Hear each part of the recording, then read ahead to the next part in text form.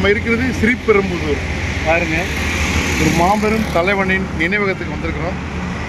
So ஒன்றா உள்ளுக்குள்ளே போய் பார்க்கலாம். முடிஞ்ச அளவுக்கு வீடியோ எடுக்கிறேன். Video not allowed.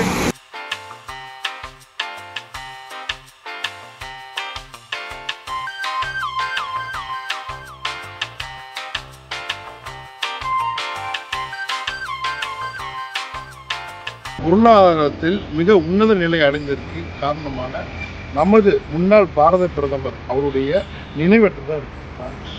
இங்கே தான் படுகொலை செய்யப்பட்டார், கொல்லப்பட்டார்.